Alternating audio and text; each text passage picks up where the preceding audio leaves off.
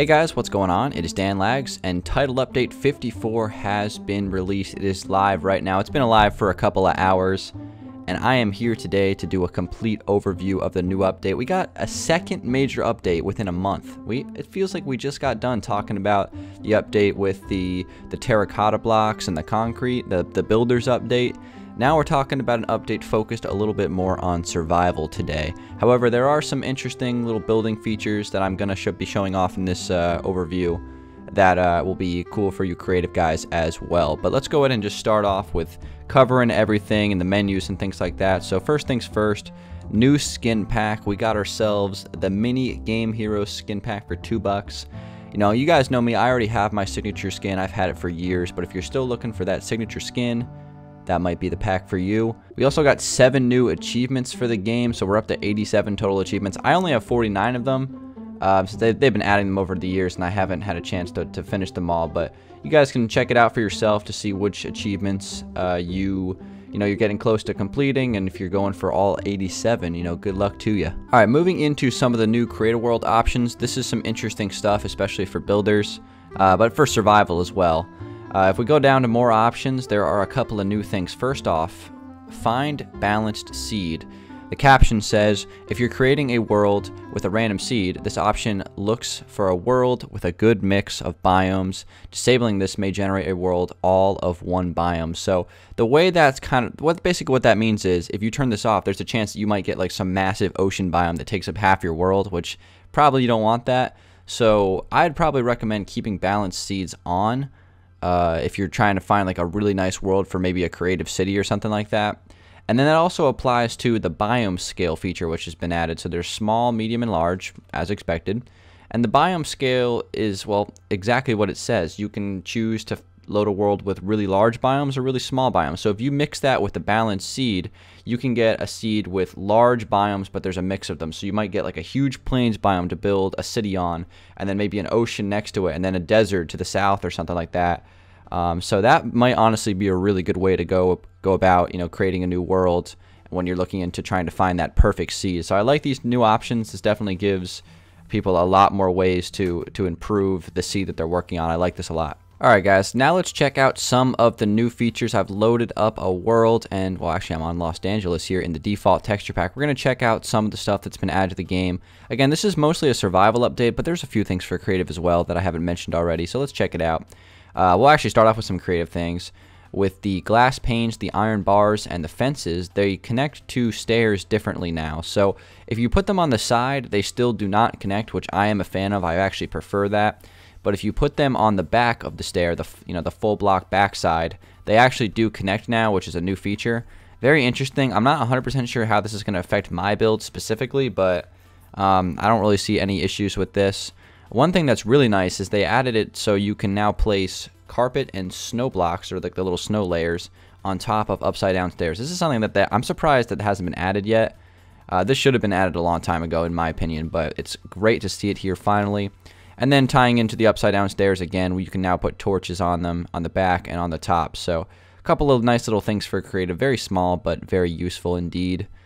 Over here we have the explorer block, and I'm going to go into this a little bit more detail later.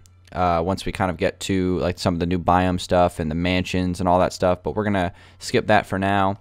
Right here we have the colored beds, so you can dye your beds now in survival, get them any color you want. I like this a lot. It's it's not like a huge thing, but I think it's pretty cool. And apparently beds are bouncy now. Yes, they are actually. Wow. So let's see. Let me fly up here and see how high you can bounce on these things. Okay, it's not as big as a slime block, but still a nice little feature. I'm pretty sure it doesn't like 100% affect your fall damage or not. I'm not 100% sure about that, but hey, I'm not complaining. I like that feature. A couple of other things that I have in my inventory here. First, the observer block. I actually wanted to go ahead and quickly get the description of this, so let's just click what's this.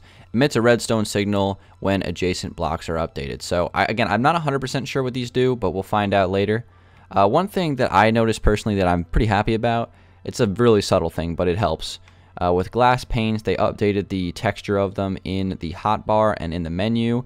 So it used to connect all the way to the edges of the hotbar block, and now there's kind of like, you can see the trim of the block, so you can actually tell that it's there.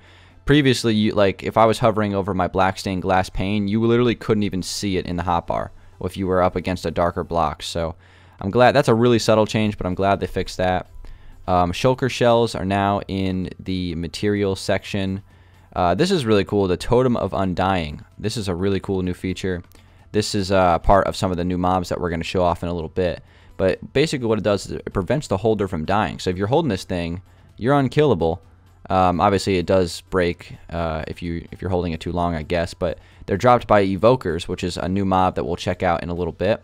We have a couple of new enchantment books for curses. They're basically like the opposite of regular books. So you can curse your armor for vanishing and binding as well. Pretty cool.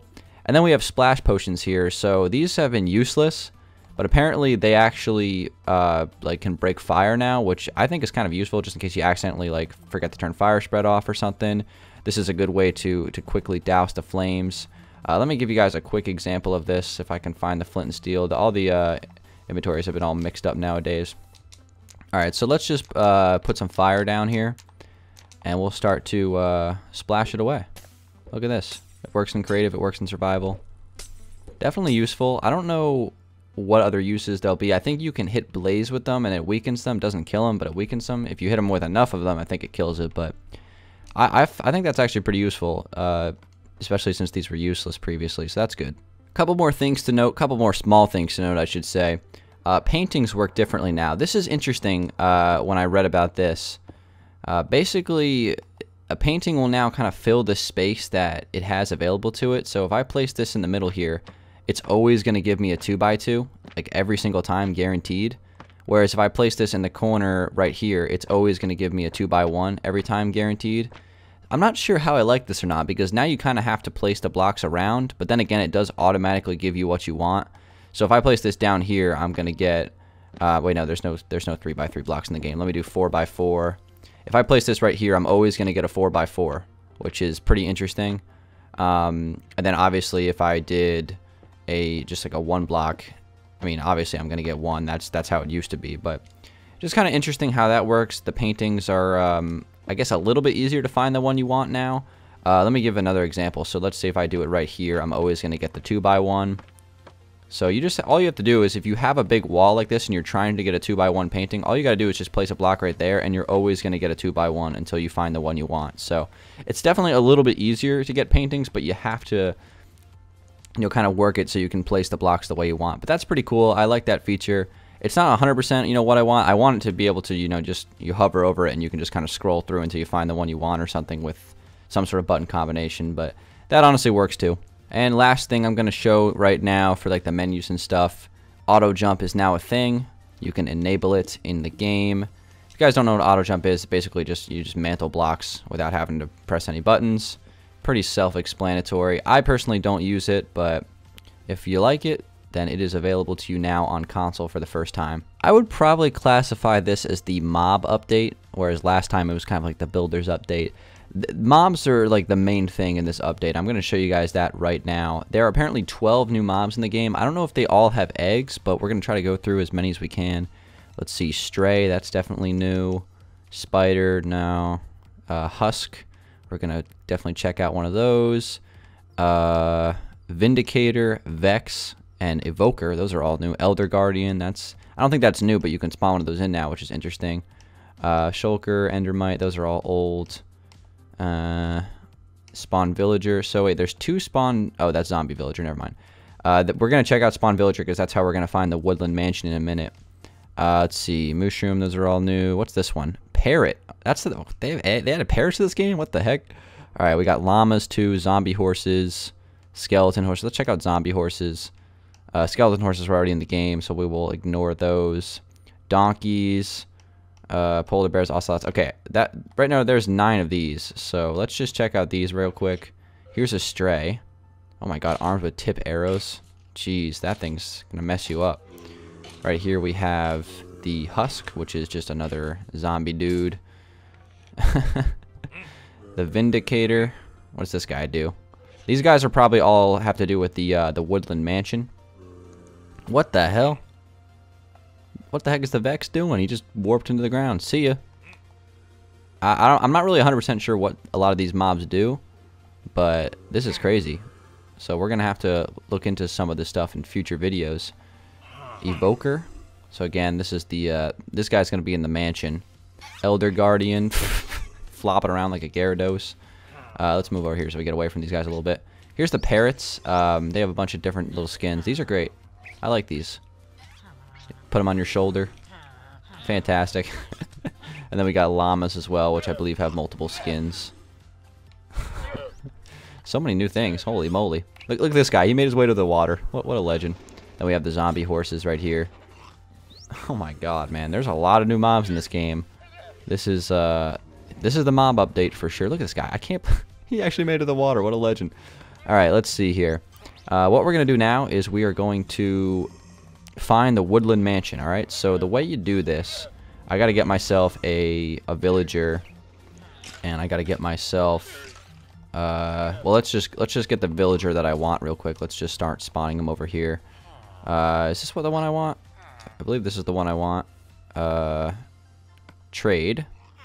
Librarian. No, this is not what I want. I need, can't remember the name of what I need. I'll see it when, I'll know it when I see it, I should say.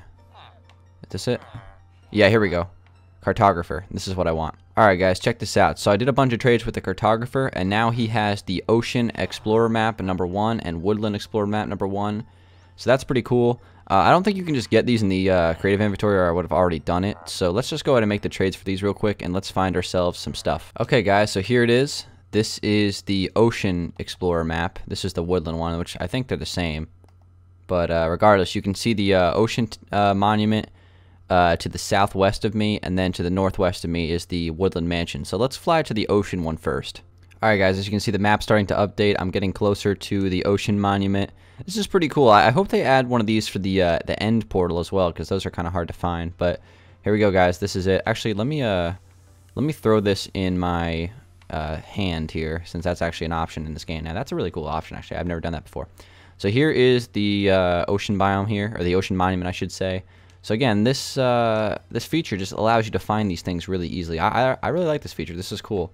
So obviously we don't have to fly too far away to go over to the woodland biome. So let's just fly over there right now. And once you start to update the Explorer map, it starts to turn into a regular map, which is pretty sweet. So this is a really cool new way to play survival. I'm actually kind of excited. I kind of want to start playing survival on this now, because this is a really nice update for survival. So the Woodland Mansion should be right here. All right, here it is. Let's take a look at this build. We're gonna have to do a little house tour of this thing. Let's see if the 4J Studios guys have got what it takes to do some cool builds. As you can see, this one's really big. Where's the front entrance on this thing? The Woodland Mansion. So again, I'm not 100% sure how these things work just yet, in terms of like how the mobs interact with it and all that stuff. I just want to kind of just check it out right now. As you can see, there's a lot of mobs in here, but there's got to be some sort of event you can do here with the Vindicators and stuff like that. I'm not going to cover that in this video. I just wanted to kind of find one and check out the interior of it, but there's a lot of lighting glitches in here. That'll probably work itself out with a bug fix. We got some rooms in here with some flowers, a bunch of hallways. This place is like a freaking maze. Here we go. Here's a Vindicator. Okay. Hostile and armed with an axe. Okay, you got to be careful of him. Let me go ahead and just open this officially. This is like the dungeon, I guess. Careful of the Vindicator. He's going to hurt you. Alright, so let's see. Oh, by the way, the I wanted to mention this. The totem, where's the Totem of Undying? Yeah, this thing, you find it from evokers, which I believe are in this house. So let's see if we can find one. What's in here? Holy moly, look at this. This is kind of creepy. I just broke his nose. Get owned, Squidward. It's crazy that, like, console Minecraft is getting stuff like this. Like, PC doesn't have this yet. This is insane. Oh, here we go. Are you, what I'm looking for? Maybe. Maybe not. Just a bunch of evokers living in the house like a haunted mansion. But yeah, like I'm saying, this is crazy that, that console Minecraft is getting stuff. Oh, here we go. There's an evoker. Okay, yeah, so you can find both evokers and vindicators inside of the mansions. I'm not sure about the Vex yet. We're gonna have to, you know, do a little bit more exploring. Maybe they're all the way at the top or something. Who knows? But it's crazy that that console Minecraft is getting stuff like this before PC. And this is like, these are a lot of new features. So this is gonna really improve survival gameplay. I might have to start a little survival series or something on console here, with all these new features that we can play with. But I think that's about the extent of what I'm going to explore of this Woodland Mansion. Really cool though that they added this to the game. This was unexpected for me personally. I think this is really awesome. All right, guys, so that's gonna about do it for this overview of Title Update 54 or Content Update 44, whatever you want to call it. Here on Console Minecraft. I'm here on Xbox One. It should be out for Xbox One, 360, PS4, PS3. I'm not sure if it's out for the Nintendo consoles yet. Just be sure to follow 4J Studios on Twitter if you want like the official updates on that. But that's about it for the new update in terms of all the new features. If I missed any features that you guys know about that weren't covered in this video, drop them in the comments below. I'd be interested to hear about them. And I'm going to try to learn more about the whole point of these mansions here, and maybe play some survival for some videos. But thank you guys for watching. Drop a like if you did enjoy the video. Subscribe if you're new. We got tons of Minecraft videos going out all the time, creative and survival. TU54. A little surprised that this came out today, but very, very huge update. Lots of new features for survival, and even, you know, some useful new features for creative as well. This is the mob update 100%. So anyway, guys, it's been Dan Lags. Thanks for watching. I'll see you guys on the next one.